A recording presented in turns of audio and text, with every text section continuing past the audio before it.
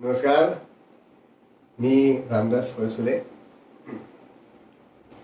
सर्वप्रथम मी Maharashtra times cultural club त्याचे सर्व पदाधिकारी आणि संतोष पोद्दार यांचा अतिशय आभारी आहे की त्यांनी ही प्रस्तुती करण्यासाठी मला आमंत्रित केलं. तबला अतिशय लोकप्रिय, जगामध्ये सगळ्यात लोकप्रिय असलेलं हे तालवाद्य आहे. जवळपास 500-600 वर्षाची परंपरा या वाद्याला लाभलेली आहे. पखावज हे याचं पिता साज आहे. पखावजची भाषाच तबल्याने घेतली. ज्याप्रमाणे खयाल गायनाची अनेक घराणी आहेत, त्याप्रमाणेच तबला वादनाची पण 6 घराणी आहेत. दिल्ली घराणं हे तबल्याचं आद्य घराणं. दिल्ली दरबारामध्ये या तबला वाद्याचा पहिल्यांदा वापर केला गेला. तर दिल्ली, अजराडा, फरुखाबाद, लखनौ, बनारस आणि पंजाब अशी ही 6 तबल्यातली घराणी आहेत. प्रत्येकाची काही वैशिष्ट्ये आहेत. असं जरी असलं तरी तबला सोलो वादनाची एक परंपरा आहे जी ही सगळी घराणी फॉलो करतात. आपण सगळ्यांनीच तबला सोलो वादन अनेक तबला वादकांचं ऐकलंच असेल. त्याच्यामध्ये अनेक बंदिशी तबला वादक वाजवतात. काही बंदिशींचा विस्तार होतो तर काही बंदिशींचा विस्तार होत नाही. तबल्यामध्ये या ज्या अनेक बंदिशी रचना यांची निर्मिती झाली त्यालाही अनेक वर्षाची परंपरा आहे. अनेक शतकं जुनी रचना हे अजूनही वाजवल्या जातात. पण दिल्ली घराणंच इतकं जुनं आहे, 5-6 शतकं जुनं. तर साधारणपणे तबला सोलो वादनाची परंपरा अशी आहे की सुरुवातीला विस्तारक्षम रचना वाजवल्या जातात. काही रचना वाजवल्या जातात ज्यांचा विस्तार होतो. हे पूर्वांगात असतं. आणि उत्तरांगामध्ये काही अशा रचना वाजवल्या जातात की ज्यांचा विस्तार नसतो. तर या 2 प्रकारच्या बंदिशी रचना आहेत. विस्तारक्षम रचना म्हणजे काय, तर ज्या अशा बंदिशी ज्यांचा विस्तार होतो. जसा खयाल गायनामध्ये ख्यालाच्या बंदिशीचा विस्तार होतो तसंच या तबल्यामध्ये पण या बंदिशींचा विस्तार होतो. आणि उत्तरांगामध्ये जे वाजवले जातात त्या अविस्तारक्षम रचना असतात की ज्या बंदिशींचा विस्तार होत नाही. तबल्याच्या भाषेतली ती काव्य असतात, कविता असतात. तर त्याची पडंत होते, त्या कविता म्हणल्या जातात आणि त्या वाजवल्या जातात आहे तशा. त्याचा विस्तार होत नाही. विस्तारक्षम रचनांमध्ये प्रामुख्याने 4 प्रकार आहेत. एक तर पेशकार, कायदा, रेला आणि लग्गीनाडा. तर अविस्तारक्षम रचनांमध्ये अनेक प्रकार आहेत. जसे की गत, परण, तुकडे, तोडे, मोहरे, तिहाई, चक्रधार, फरमाइशी चक्रधार इत्यादी अनेक प्रकार आहेत त्याच्यामध्ये. तर आज मी कायदा या प्रकाराबद्दल बोलणार आहे आणि त्याचं वादन करणार आहे, त्याचं प्रस्तुतीकरण करणार आहे. तर कायद्याची जी मूळ बंदिश असते ती अतिशय छोटी असते आणि तिचा विस्तार प्रत्येक वादक, तबला वादक त्याच्या कल्पनाशक्तीनुसार करत असतो.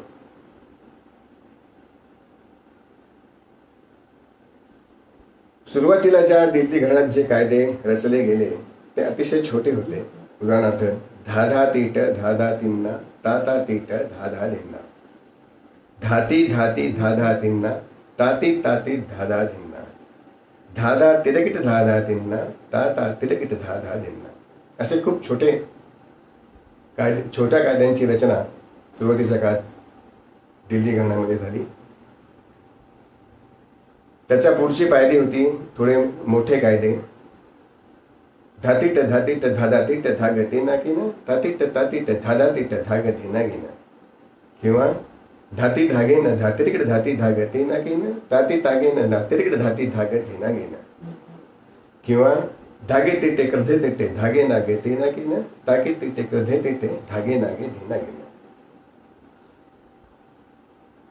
आज मी जो कायदा वाजवणार आहे तो दिल्ली घराण्याचाच आहे, पण तरी थोडासा अलीकडल्या काळातला आहे, मॉडर्न आहे, ज्याची रचना माझ्या गुरूंनी तालयोगी पंडित सुरेश तळवळकर यांनी केली आहे. धागे न तिटे क्रधे तिटे तिटे क्रधे तिटे धागे तिटे क्रधे तिटे धागे न धाग तेना किन तागे न तिटे क्रधे तिटे तिटे क्रधे तिटे धागे तिटे क्रधे तिटे धागे न धाग धेना घेन धागे न तिटे क्रधे तिटे क्रधे तिटे धागे तिटे क्रधे तिटे धागे न धाग तेना तागे न तिटे क्रधे तिटे तिटे क्रधे तिटे धागे तिटे क्रधे तिटे धागे न धाग धेना घेन धागे न तिटे क्रधे तिटे तिटे क्रधे धागे तिटे क्रधे तिटे धागे न धाग तेना किन तागे न तिटे क्रधे तिटे तिटे क्रधे तिटे धागे तिटे क्रधे तिटे धागे न धाग धेना घेन. हा तो जो कायदा आहे त्याच्यामध्ये एकूण 4 वेगवेगळ्या फ्रेजेस किंवा वेगवेगळी वाक्य आहेत. पहिलं आहे धागेन तिटे क्रधे तिटे, मग येतं तिटे क्रधे तिटे, त्याच्यानंतर येतं धागे तिटे क्रधे तिटे, आणि त्याच्यानंतर येतं धागेन धाग तेना किन. अशी ही 4 वाक्य किंवा 4 फ्रेजेस आहेत. तर धागेन धाग तेना किन हे याचं क्रियापद आहे. सर्व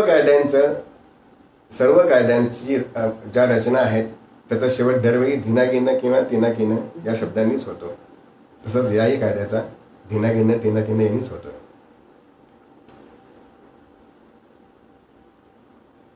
खयाल गायनामध्ये जेव्हा एखादी खयालाची बंदिश एखादा गायक गायला लागतो आणि त्याची बढत करतो, तेव्हा तो बढत विविध प्रकारे करत असतो. सुरुवातीला आलापी मधनं करतो, मग बोल बनवतो, मग बोलताना बनवतो, मग ताना घेतो. असे अनेक प्रकार, सरगम असतो त्यामध्ये, असे अनेक प्रकारांनी तो त्या बंदिशीची बढत विस्तार करत असतो.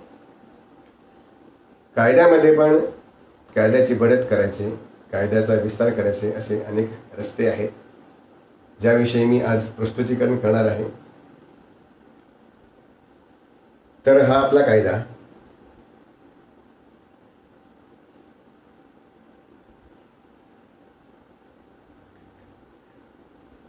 माफ करा, मी पहिल्यांदाच या अशा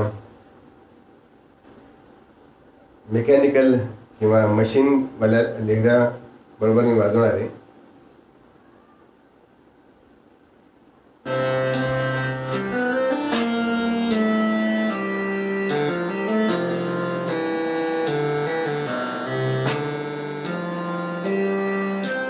धा धिन धिन धा धा धिन धिन धिन धा धागे धिन धिन धा त्रग धिन धिन धा धागे न तिटे क्रधे तिटे तिटे क्रधे तिटे धागे तिटे क्रधे तिटे धागे न धाग तेना किन तागे न तिटे क्रधे तिटे क्रधे तिटे धागे तिटे क्रधे तिटे धागे न धाग तेना किन धागे न तिटे क्रधे तिटे क्रधे तिटे धागे तिटे क्रधे तिटे धागे न धाग तेना किन तागे न तिटे क्रधे तिटे क्रधे तिटे धागे तिटे क्रधे तिटे धागे न धाग तेना किन.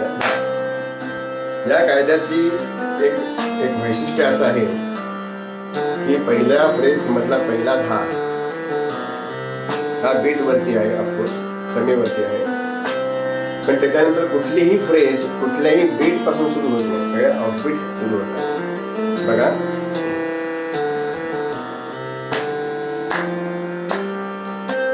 धागे न तिटे क्रधे तिटे तिटे क्रधे तिटे धागे तिटे क्रधे तिटे धागे न धाग तेना किन तागे न तिटे क्रधे तिटे क्रधे तिटे धागे तिटे क्रधे तिटे धागे न धाग तेना किन धागे न तिटे क्रधे तिटे क्रधे तिटे धागे तिटे क्रधे तिटे धागे न धाग तेना किन धागे न तिटे क्रधे तिटे क्रधे तिटे धागे तिटे क्रधे तिटे धागे न धाग तेना किन.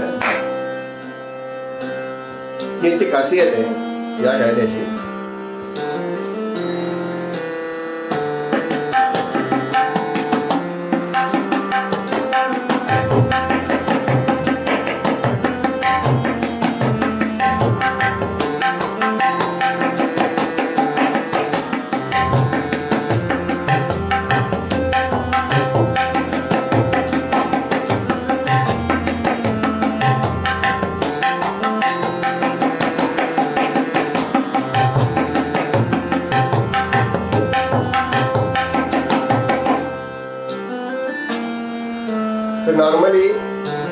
कायद्याची रचना असते ती सुरुवातीला एकपटीमध्ये किंवा एकगुणमध्ये वाजवली जाते, नंतर ती दुगुणमध्ये वाजवली जाते, दुगुणमध्ये जाताना कधी कधी त्याच्या आधी दीडगुणमध्ये वाजवली जाते आणि मग शेवटी दुगुणमध्ये वाजवली जाते आणि मग दुगुणमध्ये किंवा दुपटीमध्ये याचा सगळा विस्तार होत असतो.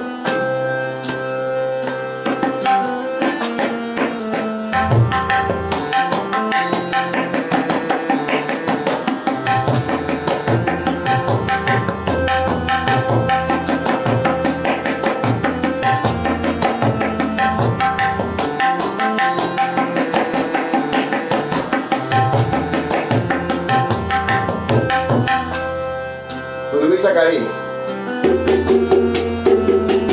किंवा अजूनही बऱ्याच वेळा जेव्हा कायद्याचा आधी एकगुण नंतर दुगुण मध्ये जायचा जो प्रवास आहे तो ठराविक प्रकारे होत असे. म्हणजे सुरुवातीला तो पूर्ण कायदा एकगुण मध्ये वाजवायचा, मग पूर्ण कायदा दीडगुण मध्ये वाजवायचा आणि मग त्याच्यानंतर पूर्ण कायदा दुगुण मध्ये वाजवायचा.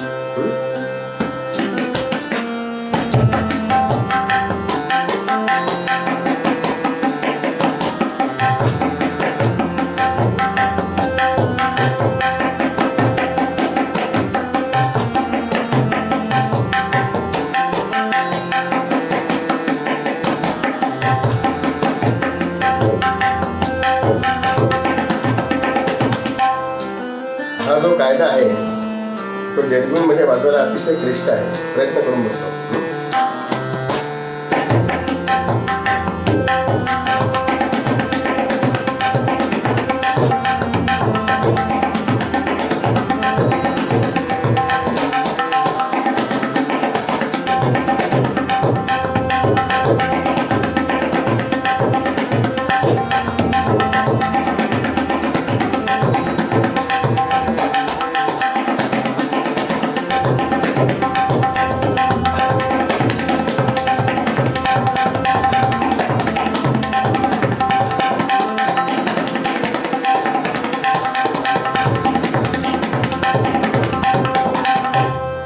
ही एक पद्धत झाली एक गुण ते दोन गुण या प्रवासाची.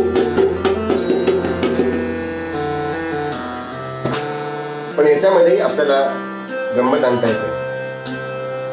बघा कशी.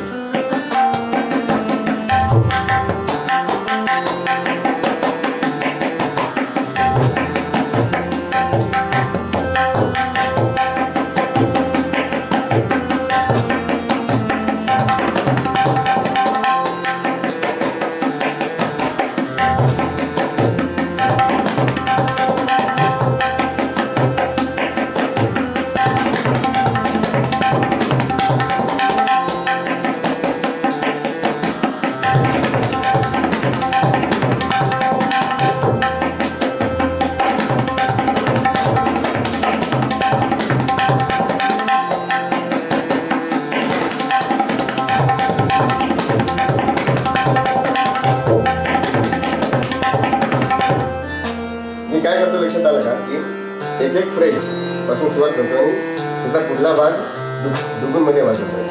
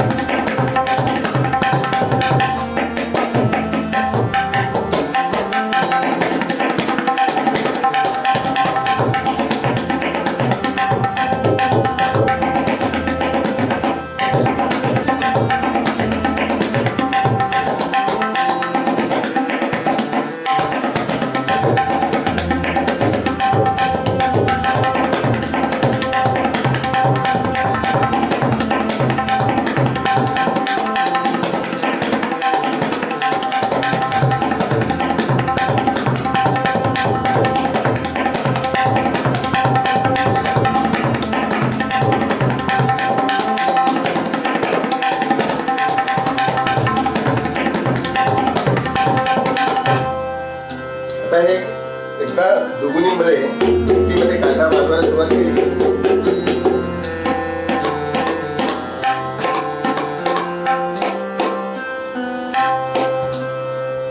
की मग त्याचा विस्तार म्हणजे वेगवेगळ्या लयीमध्ये कायदा वाजवणे ही या विस्तार प्रक्रियेची पहिली पायरी आहे.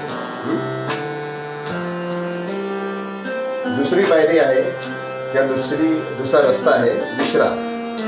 विश्राम म्हणजे म्युझिकल पॉजेस. ते सुरुवातीला पण असू शकतात, शेवटी पण असू शकतात किंवा मध्ये पण असू शकतात.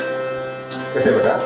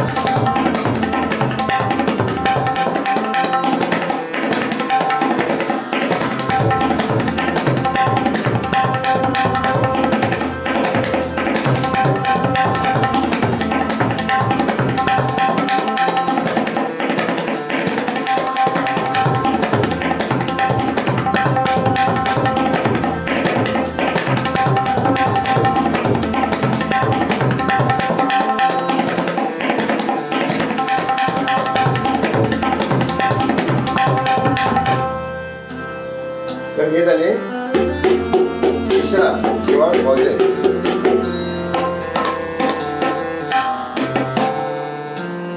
त्याच्यानंतर पुढची पायरी आहे दोहरे. दोहरे म्हणजे तुम्हाला माहिती आहे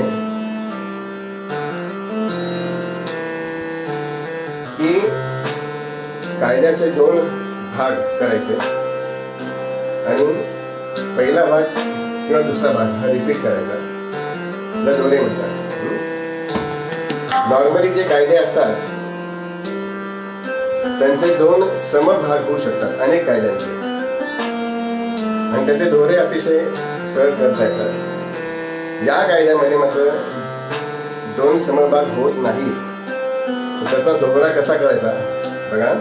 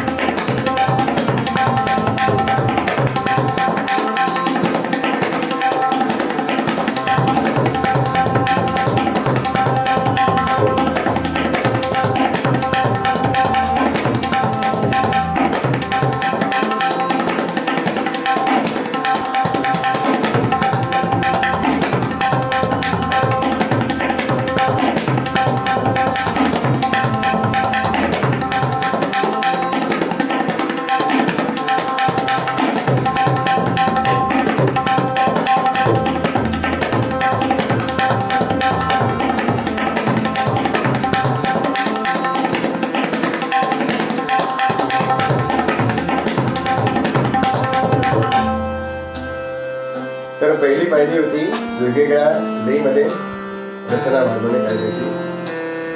दुसरी पायरी होती विश्राम वेगवेगळ्या ठिकाणी म्युझिकल पॉझेस घ्यायचे.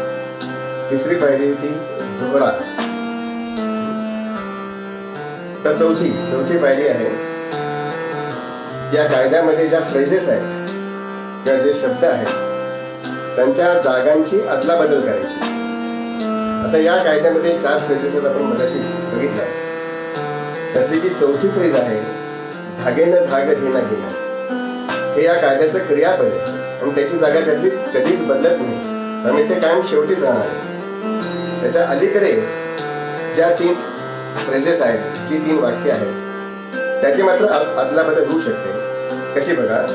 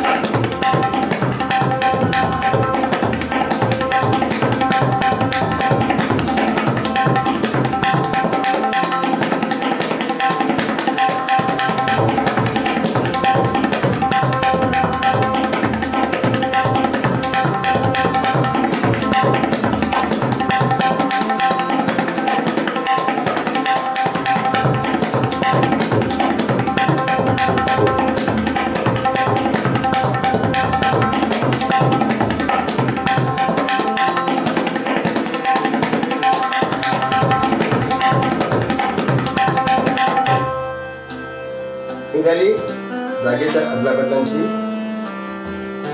व्हेरिएशन्स. बरं,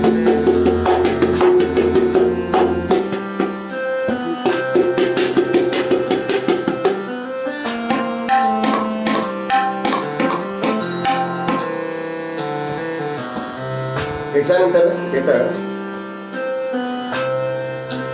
लौट पलट. लौट पलट म्हणजे वाक्याचा जो शेवट असतो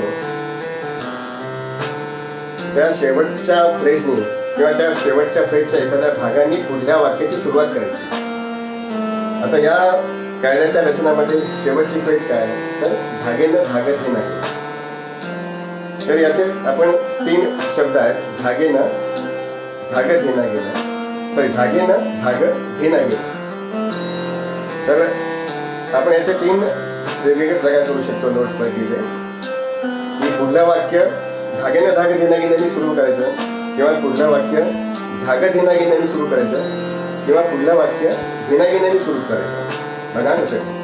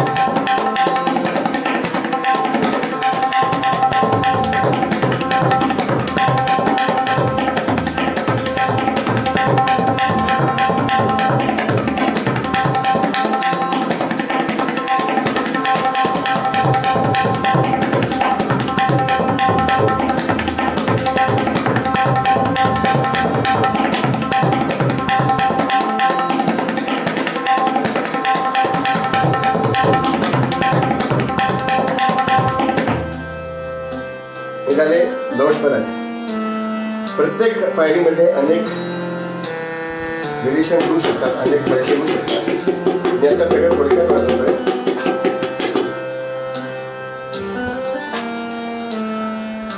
त्याच्यानंतरचा पायरी आहे अनुप्रास. अनुप्रास म्हणजे या कायद्यामध्ये ज्या फ्रेजेस आहेत किंवा जे शब्द आहेत त्यातली एखादी फ्रेज किंवा एखाद्या शब्दाचं वारंवार वादन करणे, ते रिपीट करणे.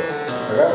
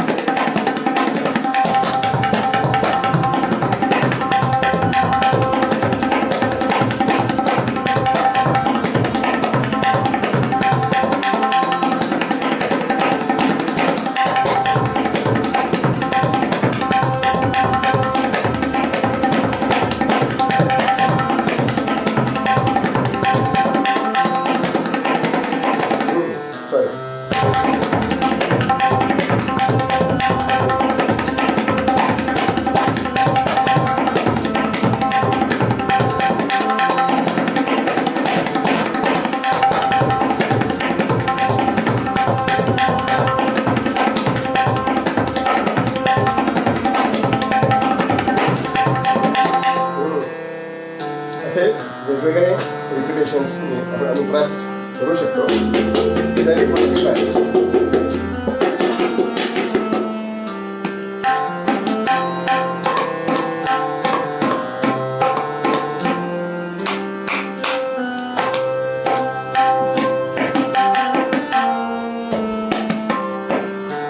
त्याच्यानंतर येतो इंट्रोडक्शन ऑफ धा. तर धा हे तर सगळ्यात पहिलं अक्षर आहे तबल्यामधलं. हे प्रत्येक रचनेमध्ये असतंच. ह्याच्यातही आहे धागेनं तिथे कदा तिथे तिथे कदा तिथे धागे तिथे कदा तिथे धागेनं धागे दिलं गेलं. धा आहेच आहे, पण धा नुसता आहे का? नाही. तर हा आयदर धागेनं असा येतो किंवा धागे येतो. धागेनं किंवा धागे, पण नुसता धा, त्याच्याबरोबर इतर दुसरं कुठलंही अक्षर नाही, ते इंट्रोड्यूस करायचं. बघा कसं आहे.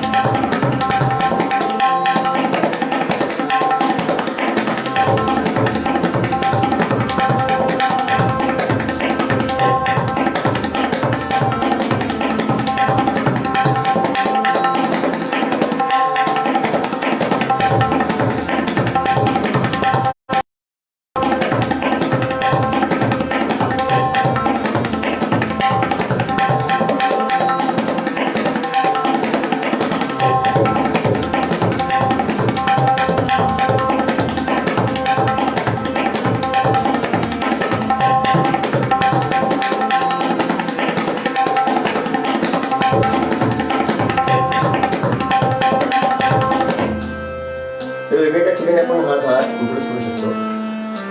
असे एकूण 6 का 7 वेगवेगळे 7 असतील याचे. पहिला झाला वेगवेगळ्या लयीमध्ये वाजवणे, दुसरा झाला विश्राम, वेगवेगळ्या ठिकाणी म्युझिकल पॉजेस घेणे, तिसरा झाला दोहरे, चौथा झाला जागांची अदलाबदल, पाचवा झाला लौट पलट, सहावा झाला अनुप्रास आणि हा 7वा इंट्रोडक्शन ऑफ धार. तर असे हे 7 पायऱ्या आहेत.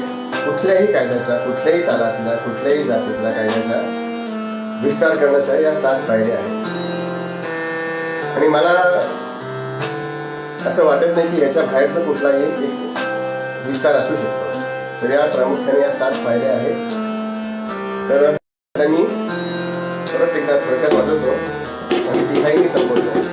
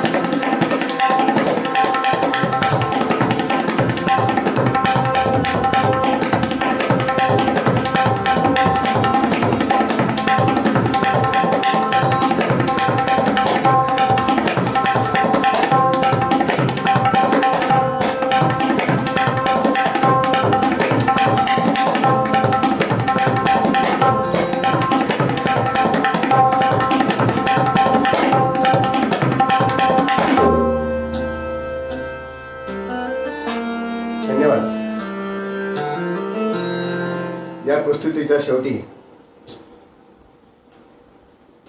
मी सगळ्यांना एक अपील करायचं आहे.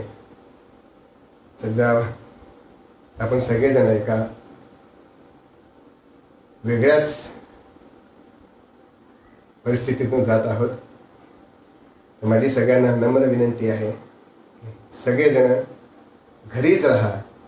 Stay home, stay strong, stay healthy, stay safe, but stay home only. आपण सगळे घरीच राहा, निरोगी राहा, सुदृढ राहा. आणि या मला प्रचंड विश्वास आहे की आपण आपला देश हा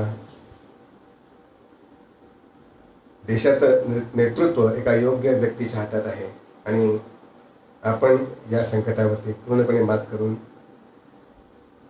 नक्कीच लवकरात लवकर मात करू. तर सगळ्यांनी घरी राहा. नमस्कार.